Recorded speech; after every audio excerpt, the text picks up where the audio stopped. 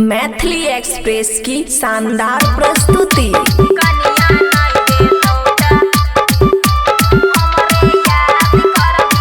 खुशी recording studio बलुआहा। मौगी में नहीं हमर वाला सुआद कोई भी रे, सुआद कोई भी रे।